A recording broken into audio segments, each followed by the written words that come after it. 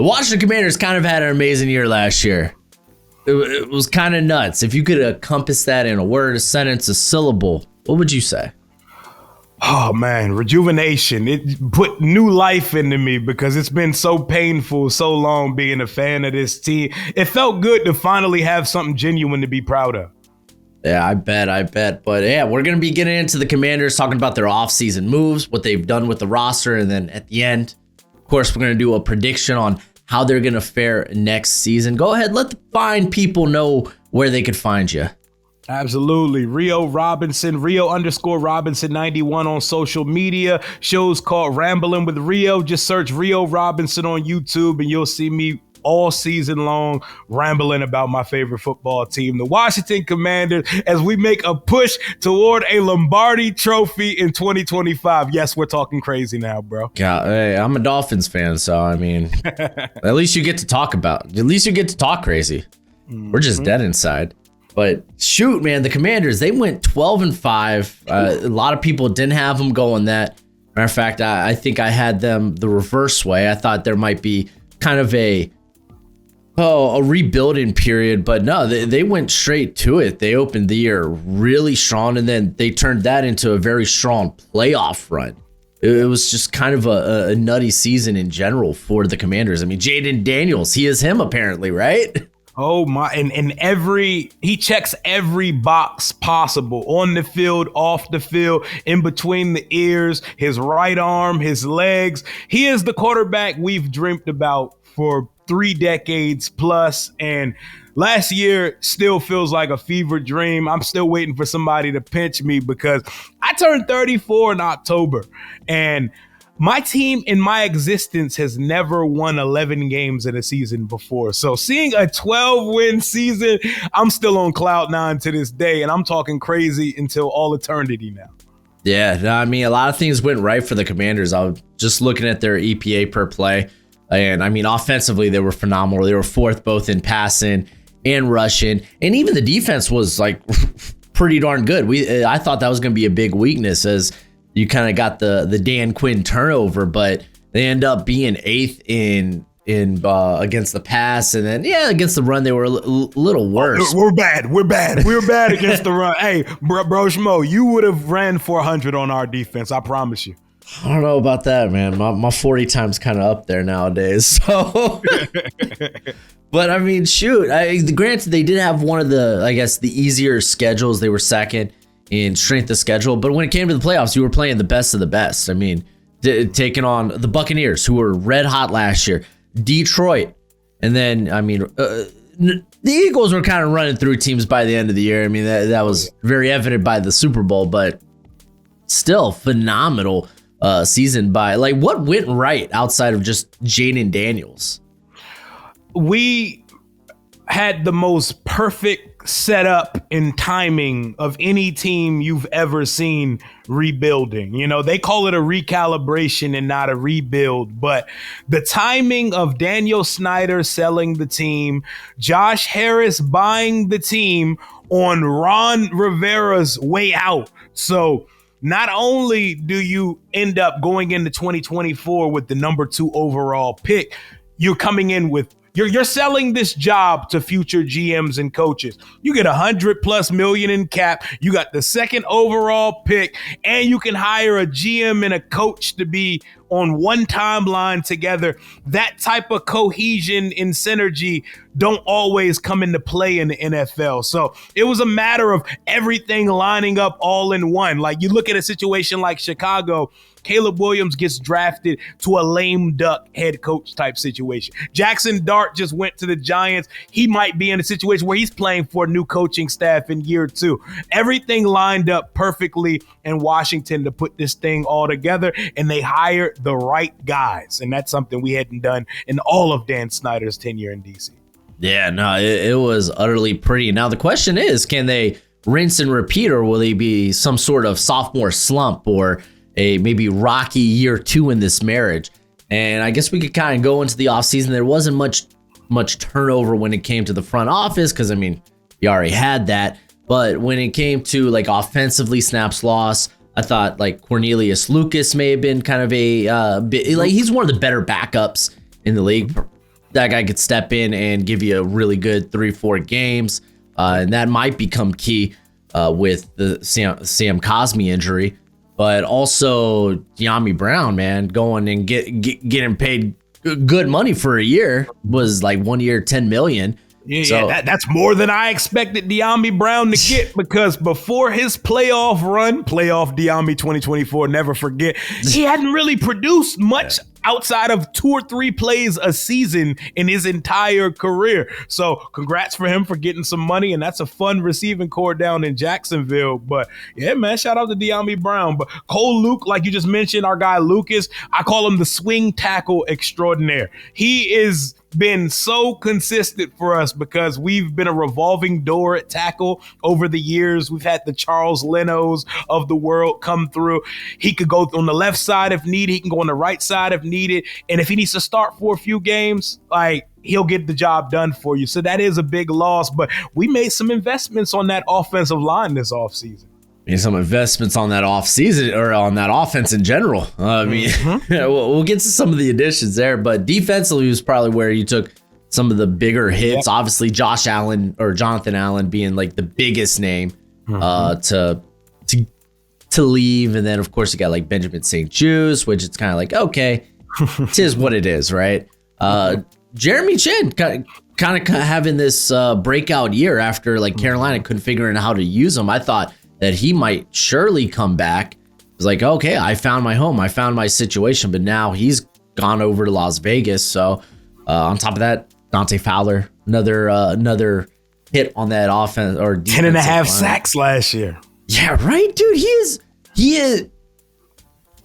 I don't want to say overrated. His sack production's so overrated over the course of his career. He is such a cleanup sack type of guy. He's like late to the party. He's not getting the pressures. He's late to the party, but becomes the life of the party. He cleans up, he finishes, and you know what? There's a role for that in the NFL. Everybody is like distraught that we let him walk, but I think he overvalued himself. He thought he was going to get a payday after this 10.5 sack season. And it's not to mention that we definitely appreciated his 10.5 sacks last year, but he's a liability on rundowns. Like, we can't have him on the. You want to look at why we let Jeremy Chin and Dante Fowler walk. Look at the first play of the NFC Championship when the Eagles get the ball, and look at the missed tackles that Saquon is just running through people. Dante Fowler Jr. on rundowns is like having me out there on the field. I'm not ready to tackle NFL running backs in 2025. Neither is Dante Fowler Jr., but we need someone else to make up for that sack production. But just like they got it from Fowler Jr., I don't see why they can't get it from somebody else, the Dietrich Wises of the world. But Jeremy Chin, that one does sting a little bit because he was kind of the heartbeat of the secondary for us last year. He was like a linebacker safety hybrid. He made a ton of plays. He set the tone. He was kind of like the Frankie Louvu of the safety room for us. So I'm glad he got his money as well. I think our guys were expecting more money and more love, and Adam Peters was like, we'll pay you, but we're going to be reasonable here. Yeah, and I think probably to get into some of the additions, we should start with the trades, because those were kind of the big ones. They kind of play a part in your draft this year, because to acquire those players took a lot of draft capital. So you bring in Debo. He's there to be the the second fiddle to Scary Terry himself. So how you feeling about Debo coming in and just bringing a different dimension to this offense? On a side note, is he going to take carries away from the backfield? I hope he does, because we don't have a running back worth a damn over here that I need to be worried about carries, unless Ja'Cory Krosky-Merritt, our 7th round pick, who we're going to talk about later. Yeah, that intrigues me. But I need Debo to just be Debo Samuel here. We do not have players that create with the ball in their hand. Last year, I called our receivers the fall down bandits because it's like Jaden only could throw a touchdown if he put it in the end zone himself. Guys catch the ball, they go down. And that's including Terry, Luke McCaffrey, Noah Brown, De'Ami Brown, and company. We don't have yards after catch. You're getting one of the premier yards after catch receivers / back, whatever you want to call Deebo Samuel. Put him in the backfield, run an option with him, throw him a screen, a bubble. Deebo looks great. Deebo is in shape. Do not let any of these Dove climbing pages on Twitter tell you otherwise. Deebo's in shape. Deebo's going to be a problem. And most importantly, it's a contract year situation for him. So it's a prove it deal. Guys show up in these prove it deal situations. And our offense already thrived with no names at wide receiver 2, 3, 4, and 5 last year. So I think it's only going to add to Jaden Daniels' appeal and how prolific our offense is this year. I always love the off-season talk. They just take a clip and they're like, oh, man, look at this. Look at this guy running in warm-ups. Oh, he's washed. He's slow.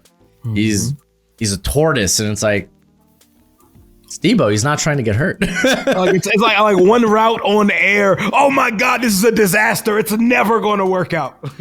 That's wild. But the probably the biggest investment comes via Laramie Tunsil. Y'all give up a second round pick next year, and then third and a fourth, I believe, in this past draft. It was a beefy trade. It was a third and a seventh this year, a second and a fourth next year. Yeah, jeez Louise. But I mean, well, I think well worth it. He's one of the best pass protectors in all the league, and you kind of needed that. I was going into this offseason like, man, if the Commanders could get a guy like, because the tackle free agent class was pretty solid for a second, and then a lot of guys re-signed. But I was like, oh, Ronnie Stanley would be a real nice investment, and I think they probably did one better going out and getting Laramie Tunsil to add to that offensive line. And how will that work out there? Because I mean, reports were, oh man, he's a locker room cancer. I think we have the foundation in the ecosystem to have guys that are a little bit different. You know, I think we can have a couple me guys in the locker room because the culture is that strong. Dan Quinn's not going to bring in anybody who thinks they're bigger than the situation we got going on here right now. That trade excited me because it was on the first day of free agency. Nobody thought or mentioned anything about Laramie Tunsil being available via trade, and we came out the blue. The only thing we had done on day one that up to that point was sign Javon Kinlaw, and then boom, we get a bookend left tackle. It's clear the number one objective of the offseason was protecting our investment. Our fearless leader, Jaden Daniels, we're going to do everything we can. Our line was pretty decent last year. Now the line should be a strength of the team and giving Jaden Daniels more time to operate. Laramie Tunsil going in at left tackle. Brandon Coleman held it down for us, but you as a draft guy, do you see Coleman? Did you always see Coleman as a guard? Because I always saw guard. Yeah, I saw him coming out. I figured he would probably, because he did both at TCU. Mm-hmm. So I get he's got like the tackle build, but I just didn't feel like in terms of like pass protection, he had the mobility to sit on an island. So I always felt better about him being a guard. So it feels right, this move. The speed rushers, like he couldn't, like he held his own against plotters and against power rushers, but speed rushers bend the corner on him and he stood no chance. Yeah, if anything, I thought he might move to right, and then y'all went in and took care of that in the draft. So it was like, okay, no, guard sounds perfect. And I mean, we'll talk about how long Cosme might be out since he got hurt in the playoffs, but I think the move to guard makes 100% sense. So, and I mean, it's like we got 3 new offensive linemen, 3 new starters, because you're going to punch him in at left guard next to Tunsil and the kid we took in the first round, who I'm sure we're going to talk about soon. Yeah, and I mean, I thought you brought up a great point that this offensive line was actually pretty solid last year. Because I mean, again, you go back to the metrics and kind of shows what you saw on the field. I mean, this team was 7th in terms of offensive pressure allowed and yards before contact in the run game. They were 4th. So Yeah, no, this offense was actually relatively good, relatively solid offensive line. So you mentioned a very interesting name. And actually, I want to reel back to this. It's so wild that Larry Tunsil ends up being the surprise trade. We were talking all offseason about Myles Garrett getting traded. Oh. And it's just wild. It's wild how the NFL works. But you brought up Mr. Javon Kinlaw. Mm-hmm. That's not going to be something that helps the run defense. I've been told. Adam Peters loves this guy. Adam Peters was a part of the front office that drafted him in the first round in San Francisco, and clearly the affinity he had for him then, he still sees it and still thinks his best football is ahead of him. When it comes to throwing him in the spot where Jonathan Allen once were, is that at least a linear move, or is that going backwards for us? Yeah, that's going to be interesting. I think if he ends up just being kind of that role, part of the rotation, he's coming in on passing downs, that probably ends up being at the very least a linear move. Because I mean, the problem with Allen is he gets banged up all the time. Yeah, so I thought Kinlaw, and I think the way the deal works, it's kind of, you have like out after 1 year anyway, so kind of works out. But you made some other additions on the defense there, not just Kinlaw. You bring in Goldman, who's kind of had a bit of a resurgence as a rotation player after I think he was out of the league for like a year. He retired. He retired. Yeah, we brought in a couple of those this year. Him and Gallup. Yeah, I know, right? There's your De'Ami Brown, right? Yeah, I gotta see guys that recently retired. They're gonna have to show me they're still football players before I can count them to being a part of the program. Yeah, Hunter Renfrow back in the league. Watch out, baby. Hey, shout out to Hunter Renfrow. Yeah. And then Jonathan Jones, I thought was interesting. My question is outside or slot for him, or is it going to be a mixture of both? I think he's going to be the depth slot guy, because I think he was going to probably start until I saw what we did in the second round of the draft with Trey Amos out of Ole Miss. But I think Jonathan Jones not having to start, and he's a starting caliber player, always been a starting caliber player, championship pedigree, and that pushes Noah Igbenogany to like corner 5. Our cornerback room went from a weakness to one of our strengths now. If Lattimore can return to what we traded to be, if he turns into the guy we traded for and he's healthy, his hamstring was falling off the bone last year. He was never healthy at any point. Yeah, and it's kind of interesting with Jonathan Jones because he's someone that got forced to the outside in New England and actually performed well. And a lot of people look at Dan Quinn and they think, okay, he likes big, beefy corners, but that's not necessarily always been the case, or at least when it comes to the outside. It's not always been the case because you've seen guys like Deron Bland wasn't the biggest guy. He started out a slot, moved outside, and then he was the pick 6 king. Then you had Sainris still this past season. And I mean, Jonathan Jones, I feel like he's a guy that could probably work inside and out, whatever they really need him to do. Demetric Wise, he was an addition. You got Jacob Martin. So, I mean, there's going to be questions of like, okay, the pass rush, where's it going to come from? Who's it going to come from? But I mean, outside when you go back to like Dan Quinn teams, I mean, yeah, okay, he had a star in like Micah Parsons, but you go back to like Atlanta, like he was just able to get solid contribution from a myriad of guys, not necessarily having the guy, but he can get it from maybe 3 or 4. So like it's going to need to come from the interior. They're going to have to manufacture pressure. I mean, Johnny Newton in year 2 has to show us something. That rotation of him, Payne, and Kinlaw, they need to get to the quarterback.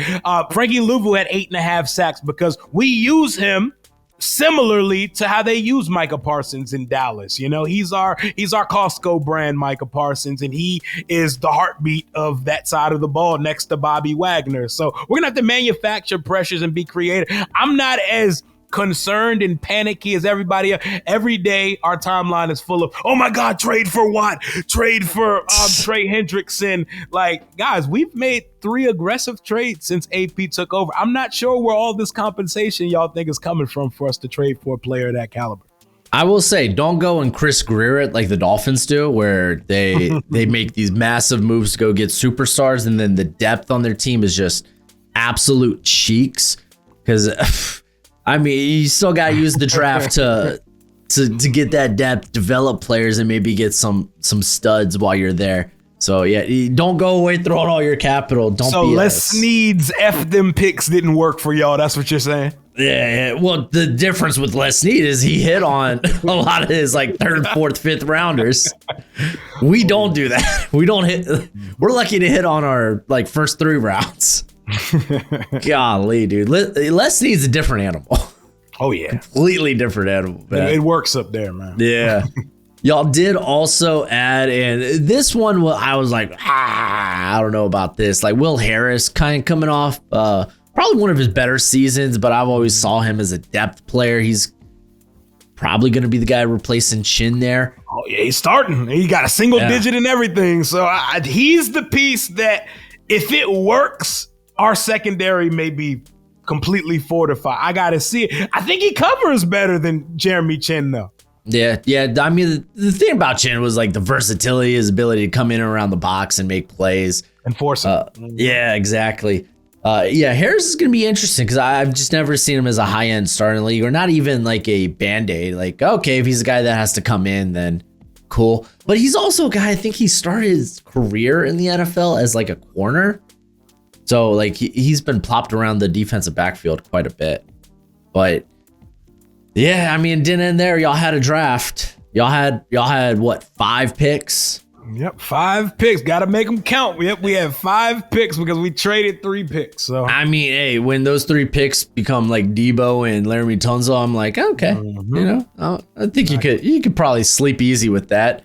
But first round, y'all go with Josh Connerly Jr., offensive tackle out of Oregon. He's going to be I assume he's making the switch to right tackle there, which I don't believe he played in college at Oregon. He had a few reps at the Senior Bowl at right tackle, and they didn't go well. It was against Mike Green. It kind of is what it is, but I mean, you expect a bit of a learning curve, but what are you hearing? What are you feeling when it comes to Josh Connerly?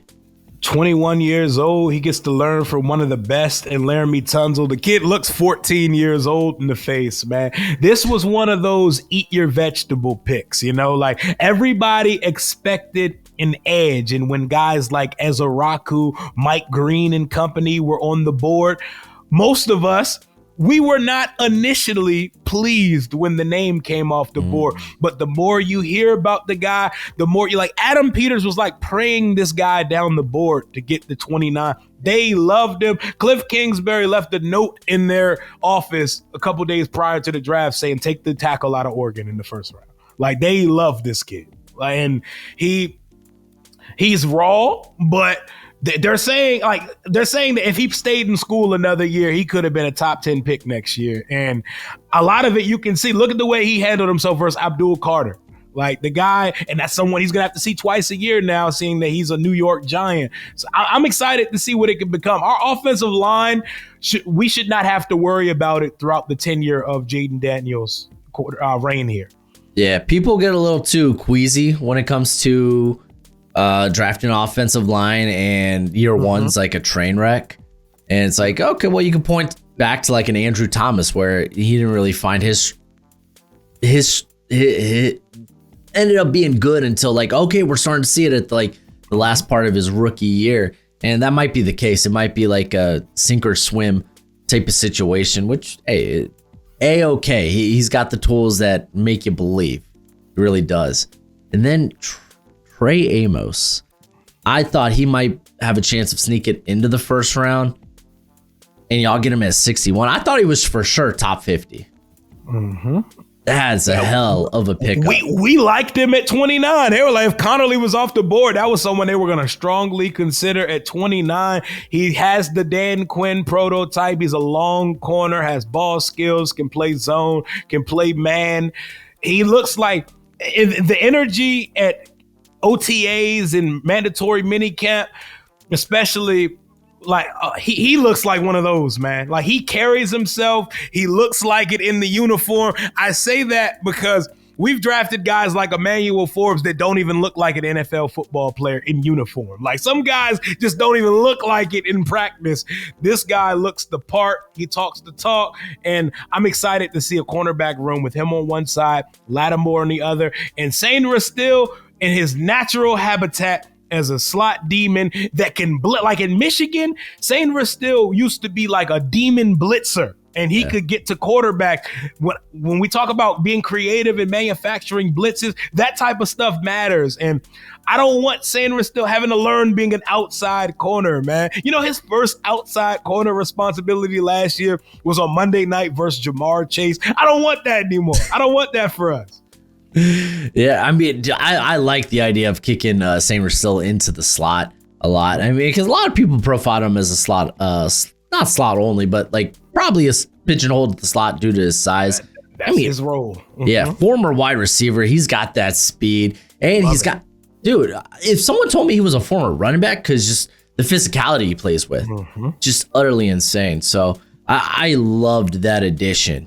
With Trey Amos. He was one of those guys I really, really liked coming out of Ole Miss. He was formerly of Alabama, and he was stuck in a cornerback room with Kool-Aid, who was a second-round pick, and Arnold, first-round pick. So, yeah, man, I'm glad he got to spread his wings, and probably should have went much higher. Kind of is what it is. Jalen Lane, though. There's your speedy slot. You know, forget what I said about Michael Gallup being your De'Ami Brown. This might be the De'Ami Brown. Yes, and he adds something Washington hasn't had in like a decade, which is an actual punt returner. A real actual punt returner. This is probably the best returner in the country. He walks in the locker room, the fastest player on the team the second he got there.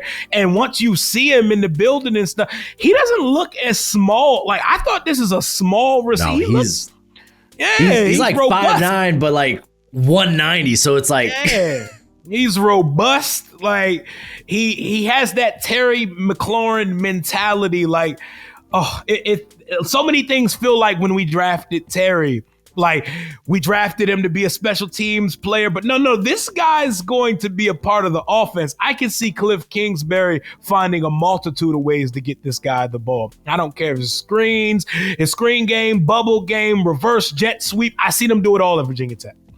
Man, I go back to that draft with Terry McLaurin, and because it was such a weird wide receiver draft. And hey, when I get a chance to toot my own horn, I like to toot my own horn. My top two wide receivers in that class, AJ Brown and Terry McLaurin. I'm just saying, I'm not terrible at this. Toot it, because most people, including me, because I didn't have the ball knowledge at that point because Terry was behind so many good receivers at Ohio State. People thought we drafted Matthew Slater, like our special teams captain for the next 10 years. Jay Gruden watched him run one route and said, oh, no, that's going to be our wide receiver one. Hide him all preseason. So good call. Yeah, man. But you did finish the draft with a couple of picks. You got one of the fastest, I believe. He ran one of the fastest times among the linebackers in Madrano, who was former track star anyway. He kind of fits the billing of like a Luvu type. He'll be a good special teamer. We'll see if he's anything more than that. But Ja'Cory Krosky-Merritt's the guy I want to talk about. Should everybody, if you're in a dynasty league, be picking up this dude? Because I am. I thought he should have went much higher than this. Yep, and the only reason he didn't is because he didn't play football this year because stupid of the NCAA, the stupid rules. But this guy, I don't like to have expectations for seventh round picks. I don't like to sit here, this seventh round pick's going to run for 600 yards this year. I don't like to do that. But if there was a place, if there was a destination for a seventh round running back to come in and have an immediate impact, it is here. There is a room full of Robins. We don't have a Batman RB1 that is going to keep everyone off the field. If you want to steal carries, you come to the right place. And this guy has lateral agility. This guy can jump cut. He's instinctive. I am excited to see him in the preseason. He's the player I'm most excited to see in this preseason. 100%. He had a strong offseason process. Like you mentioned, the NCAA were like, okay, well, you had one game, but sorry, get you out of there, which is dumb. It was like, this was our first time to see him against like Power 4 competition, and we got that robbed from us, but he ends up being the Shrine Bowl Player of the Week. It was the Shrine Bowl MVP. He had pretty darn good testing, so and he brings like an all-around skill set as well. So I was pretty excited for that pick. And just that landing spot, because it feels like there's going to be ample opportunity with Brian Robinson's on the last year of his contract. Yep, he's on the final year, and he's usually banged up. And Austin Eckler coming off a season with a bunch of concussions and stuff. Jeremy McNichols, Chris Rodriguez. He's gonna get carries. He's gonna get the ball in his hand at some point in 2025. So he better seize the opportunity, man. I really like the guy. Anthony Lynn, our running back coach, he loves him. Yeah. So I mean, hey. Only 5 picks. I thought they were all well used. Any UDFAs that are, I guess, popping off? I know they're playing right now, no pads, but still, like anyone maybe to watch or anyone you liked. Ja'Cory Brooks, the receiver out of Louisville, who it's crazy to me. He went undrafted. You know, he has good size, good hands, and he has production. Like, that was crazy to me that he didn't get drafted. Yeah, and on top of that, even if like, okay, is he going to make any meaningful dent as a wide receiver? Who cares? This guy has like so many blocks between like field goals and punts in his career. I thought he was going to get drafted just off of that, just what he brings as a special teamer. So like, I think if there's a pathway for him to make the squad, it's going to be via special teams. So yeah, I like that. We don't really have size in our receiver room, so he offers a prototype. I mean, he offers a skill set that we do not currently have. So him and a safety, the safety out of Jackson State, Robert McDaniels. That's someone I'm interested in. He's very athletic, and he can do a lot of that Jeremy Chin type. I'm excited to see those two play in the preseason. Yeah. Another name that I just kind of want to bring up, it probably ends up being a practice squad, if anything. Frentrell Cypress out of Florida State.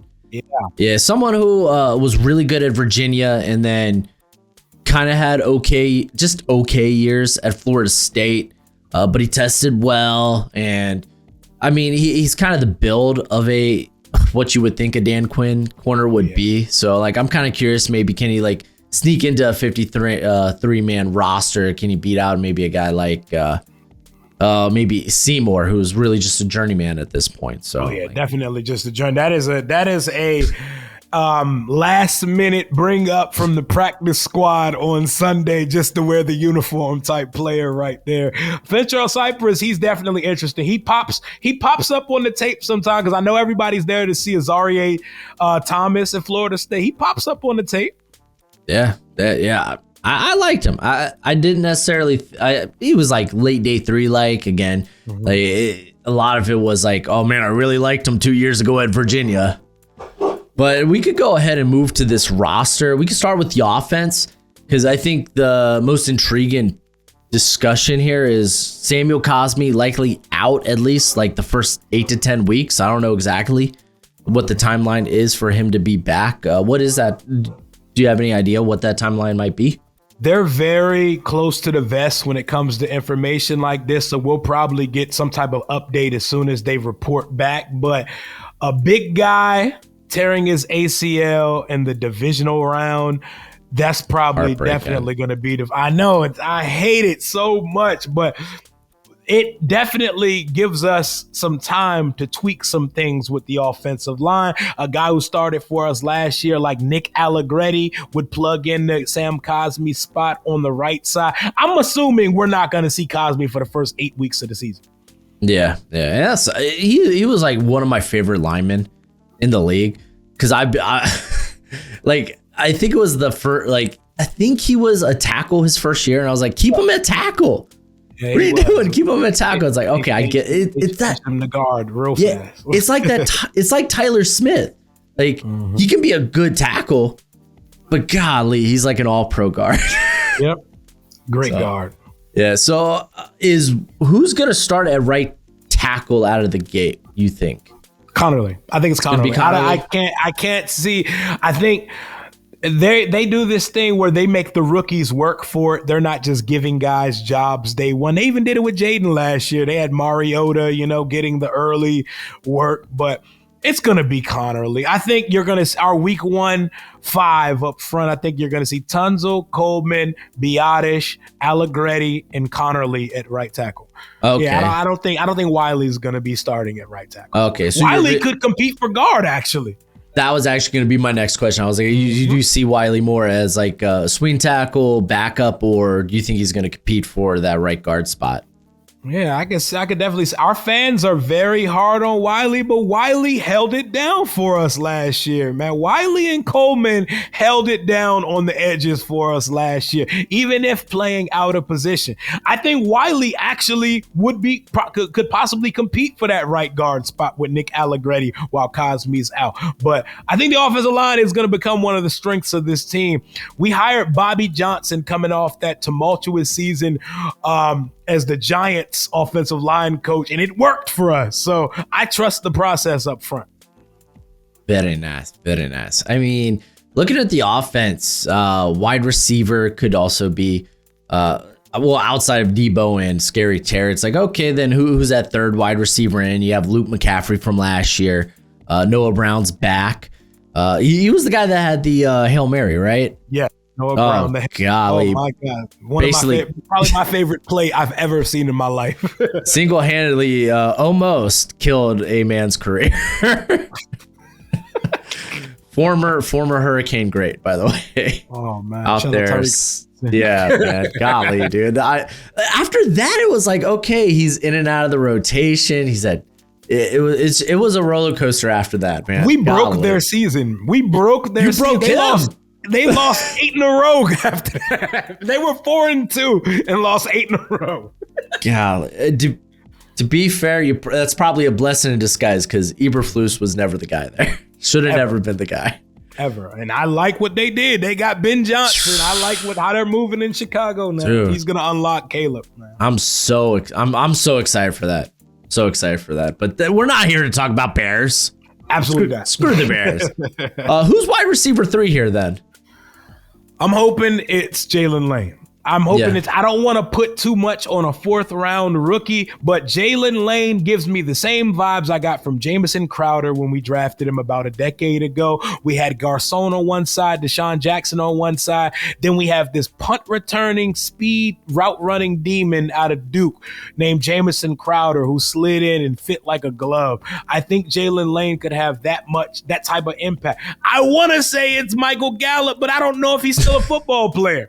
We went through one mandatory minicamp, and he's already missing practices with a tight hammy. So I don't even know if he's going to make it through training camp.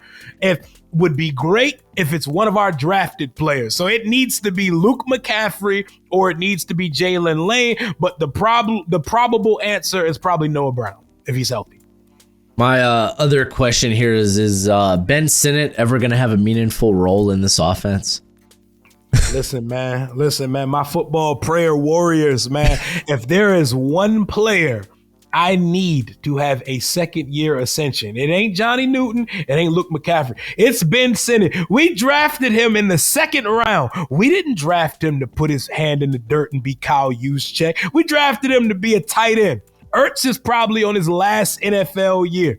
He better show me something this year. They better find a way to get Ben Sinnott out there to do something more than block because he's like the only tight end in our tight end room that can do anything with the ball in his hand. Yeah. I mean, offensively speaking, it feels like it should be more of the same as we saw last year. It's not like y'all had a drop off. If anything, you improved many of the positions there, bringing in Debo, bringing in Tunsil. So offensively, I think the squad feels really good, and just knowing you have Samuel Cosme at some point in the year, and we'll get into the schedule in a little bit, but knowing you have that down the stretch, if this offense could just be, hey, we could go out there, score, I don't know, 25, 26, 27 points per game. More. Yeah, more.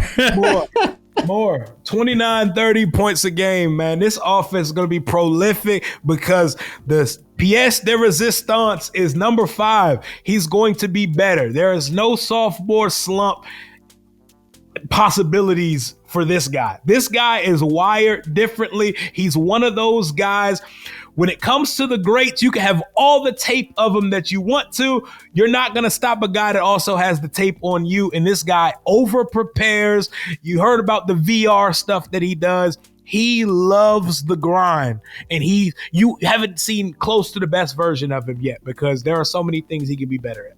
Yeah, man. Daniels was such an interesting ride his last year at LSU because this was a dude that he didn't take those big jumps. Like, he steadily got better, like even going back to Arizona State. But then it was like that Heisman year was just like, okay, is this like, are we talking about like final year on his contract, sign him, and now he's going back to what he was before? But no, man, he just keeps getting better. Like, he should have exceeded everybody's expectations, but especially mine. I was like, oh man, this guy's more put together as a passer. He isn't this just RPO heavy, 1-2 read, tuck it and run type of guy. And I mean, hey, he could tuck it and run pretty hella good. People see 890 rushing yards and think that he's some run first quarterback. No, that's because necessity. That's because he's the best runner on this team. He had to lead us in rushing and in passing, but this is where he's elite. This is where he beats guys. He's an elite processor already. He already processes the field and gets through his reads like a veteran quarterback. Yeah, I mean, you could just go to some of his analytics last year where for his percentage of on-target throws, 7th in the league. His percentage of bad throws, 8th best. Like, he wasn't just accurate and delivering, but he was also safe with the football. And now, if he can not get hit as much, that would be nice. Yeah, and he's done a good job. Like, he took a couple of big hits earlier in the season, but he gets the sonic rings knocked out of him every time he gets hit by somebody because he's built like a tree branch. But he put on a little muscle this off season, but he stopped all that unnecessary taking hits because I think he realized this is not college football. The NFL's not going to be forgiving of that. He protects himself well. There is no RG3 comparisons here, Cam Newton. There is nothing RG3 about him other than his race and the position he plays. Yeah. Oh man, I completely forgot about the history with that. I was like, oh yeah, RG3. That was kind of a big thing too. That was something that set your franchise back. I recall that now. Yeah. Everything set this franchise back for 20 years, man. Hey, but you got the guy, man. You got the guy. We did. So defensively, I think this is where I think the most questions will lay. Like, who's going to get after the passer? Is it just going to be a ton of people? Is Newton going to take that jump? Because, I mean, that's what you're kind of hoping for. That's what you're kind of expecting. We could start with, like, the defensive line. What are your expectations there? Or is it just going to be more of the same? Can they stop the run? The person who I have my eyes on the most is Daron Payne. Because Daron Payne's making about $23 million a year, and he's playing very pedestrian football. In a contract year, he exploded for 11 and a half sacks, and we have not seen a resemblance of that guy since he got paid. And they get an out next year of his contract. So this is kind of a prove-it situation for him this year. Jonathan Allen's gone now. You're the guy up front. You need to lead and set by example for Javon Kinlaw, Johnny Newton, and company up front. We want to know where sacks are coming from. Hey, maybe we can get some sacks from the interior guy that we paid the sack quarterback. Yeah. I mean, and I think Dorrance Armstrong is a double-digit sack guy if he's healthy. Do you? Okay. Yes. I think if he missed some time, he missed a few weeks last year. I think he's the 10 sack guy on this team if he's healthy for the majority of the season. Okay, I was gonna say I always I always saw him more as a rotation guy, and then he goes to Washington, and I was like, okay, I think he can be the Robin to someone's Batman. Mm-hmm. I don't know if he can be a Batman. I think he can do what Dante Fowler did last year because he's better than Fowler, and we don't have to pull him off the field every other down. Like, he can actually go out there. He made the biggest play of the year for us because if he doesn't force that fumble on Jared Goff, the Lions go up 14-3, and we might not have ever got to boat race him. So, like, he can get there. He just missed some time, and it threw him off last year. He missed a few weeks. Yeah, I mean, Washington certainly brought in like a ton of guys that, hey, we're going to figure this thing out, and if we can't, at the very least, we're going to have a very fresh line throughout the whole game and guys that can go and get after it. I am curious to see if they can stop the run. Part of that will hinge on the linebackers, but I mean, like Bobby Wagner is still one of the best linebackers in the league. I mean, it's wild. Like, hey, you know what?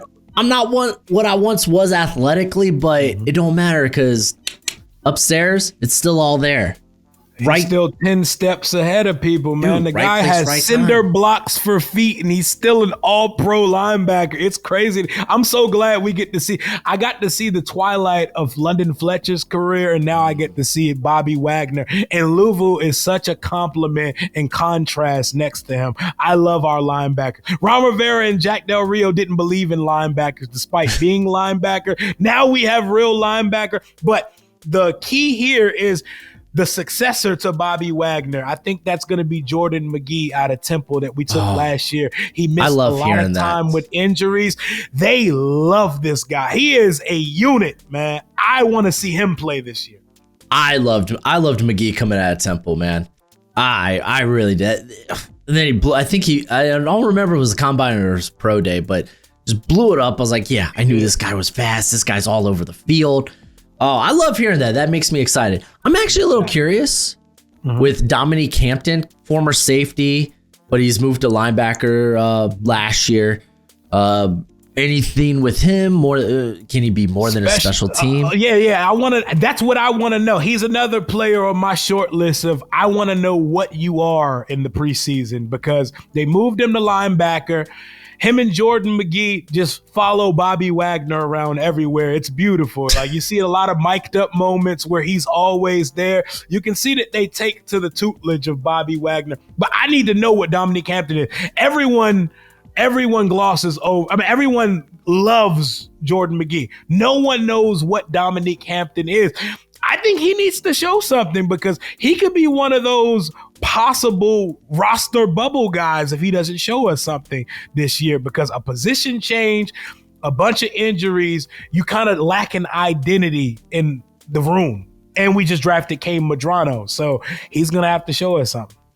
Yeah. I mean, we're talking about guys that best case scenario, they're not going to hit the field anyway, but it's always nice to talk about, especially with like a Bobby Wagner who can be the heir apparent there. Yep. Secondary. We kind of talked about the corners, the situation there, what you see the vision is. I don't think it's like crazy depth behind those guys. I mean, you bring in Jonathan Jones. Okay, I take that back. I keep forgetting Jonathan Jones. Jones is on and this Igbenogany as depth is like I don't like Igbenogany as a starter. I don't either. I don't like Igbenogany. Hey, as corner 4, I will take Noah Igbenogany, man. Well, you enjoy that former Dolphins first round pick. Golly. Oh yeah, I see why you don't like it. Yeah, I mean, I think if those are your I guess that would be your 5 guys, and it's a pretty solid place. Past that, then it's like, okay, you get into Seymour. Yeah, that's about it. But yeah, no, I mean, that's a solid group. I guess it's like, can Will Harris replicate, at the very least, replicate what he did last year? Because keep in mind, like last year, Will Harris, he was playing in a pretty solid safety room. He had Honey Badger there. Yep. Jordan Howden was coming off a very good rookie season as a late round rookie out of Minnesota, but he was able to get more. I believe he ended up out snapping Howden, which was surprising to me.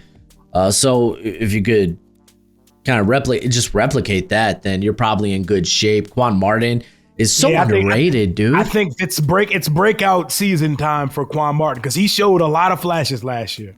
Yeah, I'm excited about that. I think Percy Butler, the further he is away from significant snaps, the better the squad is. I only want to see Percy Butler on 4th down. I only want to see him running after punt return. There you go. I want to see Percy Butler on a football field on defense ever. On a side note, I'm kind of curious if Jeremy Reeves is still like. I always thought, hey, this is a guy that should get a starting shot. Like, and it's just like, nope, he's just a really good special teamer, a phenomenal specialty and a leader. Exactly. I'm kind of curious if he gets a shot.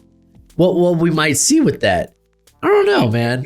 They've been talking during minicamp about giving him a bigger role. I don't know if I'm ready for that, but the coaches are talking about it. They should have did that 4 years ago.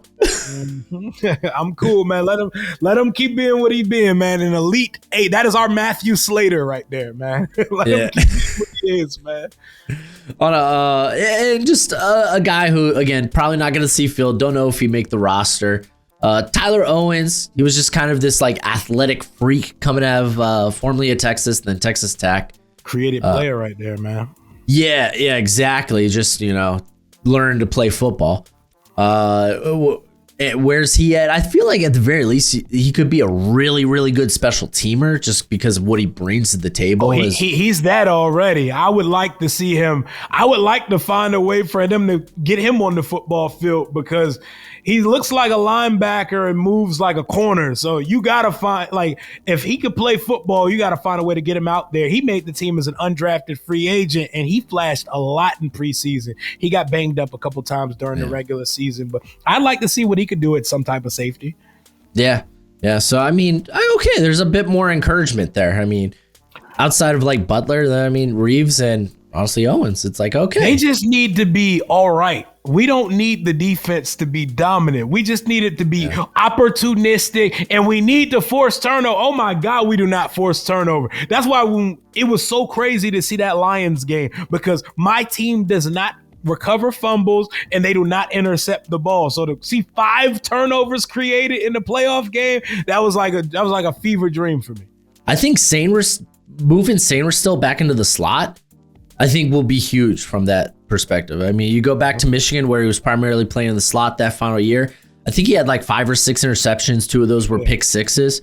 So you're kind of already gearing up if he's going to be your main slot guy to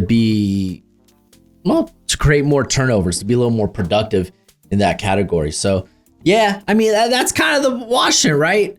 The offense, go out there, drop 30, and we'll try to hold them to 20. Give 5 a chance in the 4th quarter, and we have a shot versus anybody in the league.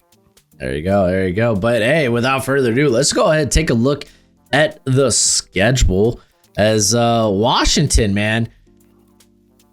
It's going to be harder than last year. Oh, for sure.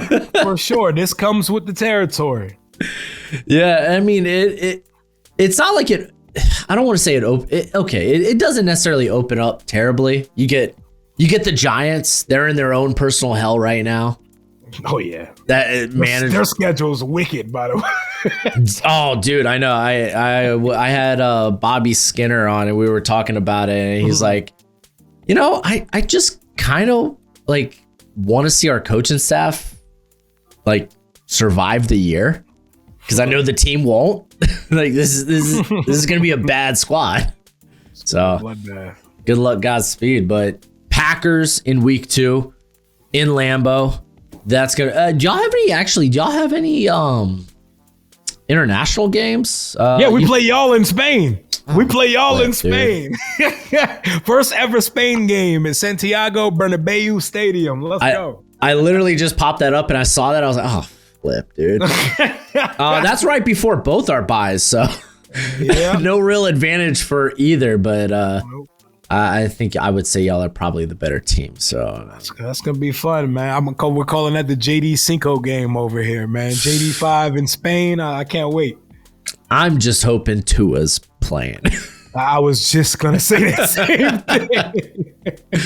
That's the battle Dolphins fans face. How many games will Tua play this year? He's like the Terrion Armstead of quarterbacks right now. So I already had a whole episode about the Dolphins. I don't need to. You don't seem too excited about this season right now. As a Dolphins fan, you're dead inside because you're pessimistic. You don't have expectations. Okay, the team maybe could get 9-10 wins, but you haven't won a playoff game since like 2000. 25 years, right? Yeah. So it's like, even if we get to the wild card, oh no, we're going to choke. It is what it is. Or it's going to be really cold. And I mean, that team is so like surface level. It's top heavy. Like I mentioned, Greer, has done a terrible job of getting depth, keeping picks, and then hitting on those picks. And it's. Hey, the guys, keep your head up because when you win that playoff game, it's going to feel like everything in the world is right. I watched my football team that I had not seen win a playoff game in 20 years win 2 playoff games last year. Let me tell you, it was phenomenal. It's phenomenal. You also have a quarterback we might be talking about in the top 5 by the end of the year. So, no, don't give me that playoff win because I don't need that type of hope because I won't. Like this. Honestly, Tua, best case scenario, I think, is he's like a Jared Goff type. Yep. I don't know if we have the front office to build a Lions-like roster for Tua, unfortunately. So, we're kind of screwed. But have to have a tough conversation at some point. We'll see how. I think by the end of the season for the Dolphins, there's going to be a lot of turnover. I think there's going to be a lot of turnover. Well, y'all can watch and root for us as we're making another playoff push because we're going back to the postseason in 2025 and we're making another run at this thing. Yeah, it feels that way. Y'all do have quite a few tough road games. We mentioned the Packers. You also have to travel to LA, SoFi, take on the Chargers. You get Kansas City. Then again, we get Kansas City on Monday night, right? Yeah. Jaden versus Mahomes on Monday Night Football. It's going to be such a fun week of coverage for that game because they want Jaden to be the Mahomes of the NFC. You could already see the way the NFL and they're trying to prop this guy because the NFC don't really have like if Hurts is the face of the NFC, there's not a face right now. I'm sorry. Like shout out to his Super Bowl MVP, but I'm sorry, that is not an elite quarterback, and we're not going to sit here and pretend like that is. The NFC needs a face, man. Yeah, I hear that. I don't know. Beating the Chiefs in season has meant less and less every year. Yeah, I know. I know. Because it's like, okay, well, they're just going to go into the playoffs and then just run roughhouse through the AFC. The Super Bowl, yeah. Yeah, so it's like, oh, we beat them in season. Cool. Mm-hmm. Do it again in January. But let's see. You also have Minnesota, which that's going to be interesting. I'm going to be talking tomorrow with Football Analytics about the Vikings because, like, again, you don't know what you're getting with JJ McCarthy. But that's still, I mean, Flores, that's a scary defense. So that's not going to be necessarily a shoo-in. And even some of your home games, having to face Denver, Detroit, Seattle, I still have faith in. Again, Sam Darnold, we'll see. We'll see. Yeah. But, dude, Bears running back, oh, no. Oh, no. We're doing it again. We're doing it in prime time this time. Yeah. Oh, gosh. Yeah, are you going to now just put the nail in the coffin to Tyreek Stevenson's career? We got to. Hopefully not. We got to, man. But, I would say reasonably okay. There's some tough games in there, but this is a good squad. They're going to win many games this year. Let's go with the floor. Let's start there. Let's start pessimistic. Where do you see the floor of this squad at? 9 wins. Oh, wow. That's a lot.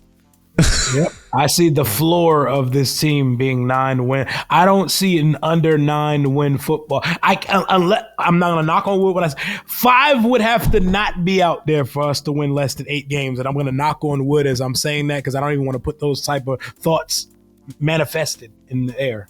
Yeah, I think when I was going through like my own like projections, This was the team that I thought had like the biggest, like, okay, if let's say we just saw CJ Stroud have his sophomore slump. Maybe Daniels has a similar one. Maybe the defense regresses. Maybe the offensive line takes a minute. But even then, it's like, okay, maybe like 7-8 wins, worst case scenario. Again, and this is I don't try to expect injury or anything. But like, let's say this team does have a slump. I think I would say closer to that 500, which 9 wins, that's close to the 500 mark. That's right around there. Yeah. So ceiling though. I have us at 12 wins, but I think the ceiling of the team is 13 because that's one more than last year. And nobody repeats as division winner of the NFC East. The last repeat winner was Donovan McNabb and the Eagles back in 2004. That is 21 years ago. Nobody's won this division in back-to-back years. We're winning this division this year because it's the law of averages. It's not Dallas. It's going to be us that wins this division this year. And I think it's important that we can't let Philly get home field advantage in the NFC playoff. We cannot let the road to the Super Bowl go through Philadelphia. I say the ceiling is 13, the floor is 9. Okay. I had them at 11 or 12, which I just look at some of the road games. I'm like, okay, those are going to be tough. And we didn't even really talk about it, but your last 3 weeks of the season. Oh, it's crazy. Oh my gosh, dude, that if Dallas bounces back and are a good squad, then I mean, you get Philly twice. Yep. Yeah, the NFC East might be up for grabs in those 3 weeks. Sorry, Giants. I know you play them. We end the season. Giants, Cowboys. Giants, Eagles, Cowboys, Eagles, and we're all going to be on Hard Knocks during that month too. Oh, that's going to be wild, dude. That's going to be a nutty ride. And I mean, you get 2 of those 3 at home. Again, sorry to discount the Giants, but Giants fans, you know where you're at. We're discounting the Giants. I'm sorry. Yeah. I mean, it'll be a tough game, but they might as well just throw the kid in. They might as well just throw Dart in early. I don't know, man. I'm kind of at a weird spot with that. Like, if they're gonna fire, seeking now I'm blank. Daboll. Like, that's his life raft. That's his life. That is his only life raft as a coach, is to show them that there's something worth developing there. Man, I'm throwing him out there early. Yeah. Because I mean, I can't imagine Russell Wilson gets you too many wins. And Jameis Winston at least will be fun as hell. Hilarious. Oh golly, that's a ride I'm totally up for. Hey, you're either gonna get touchdowns one way or the other. If your season's gonna be a disaster, have fun with it, man. Exactly. And I mean, yeah, Giants are in a tough spot, man. I feel bad for the Giants. I feel bad. I think we win 12 games again for the second year in a row. That's how much I think it's gonna be another 12-5 season, and I think that's gonna be enough to win the division. I don't think it's gonna be a 13-win team in the NFC East this year. Yeah, no, I agree with that. When I kind of like averaged out my projections, I mean, it's hard to win 13 games in the NFL. And our schedules are crazy. Our schedules in this division are nuts this year. Yeah, it's going to be a lot more competitive. I don't know how competitive the Cowboys will be down the stretch. In theory, if Dak's healthy, but I mean, we'll see. They're gonna be much better this year. They're gonna be competing for the division as well. Philly, I don't even think Philly has 2 straight home games this year. That's crazy. Yeah, they don't. I was talking to. That's crazy. That's nuts. Just like, okay. Hey, I love that though. Congratulations, you won the Super Bowl. Mm-hmm. To hell with you. Mm-hmm. It was always supposed to be Mahomes. Correct. But hey, man, thank you for joining me today. This was fun. This was lighted. This was just it's really good to get in and specifically look at what a team is looking at when they're like going into the season, what to expect, maybe what not to expect. But hey, appreciate you coming on. You want to go ahead and shout yourself out for the fine people at home? Absolutely, man. Thank you for having me, by the way. Your content it goes triple platinum on my television during draft season, man. The work you do, love what you do, man. Rio Robinson at Rio_Robinson91 on all social. Show is Rambling with Rio. We're about to gear up for this NFL season with training camp starting in the next 2 weeks. You will see, anytime you see or hear about the Washington Commanders on YouTube, you'll see me somewhere in the conversation. And a group channel, Commanders Kings. Thank you for having me on, brother. Easy breezy. Thank you for coming on. And as always, until next time, be easy, my friends. Later. Yes. Jaden Daniels for MVP, baby.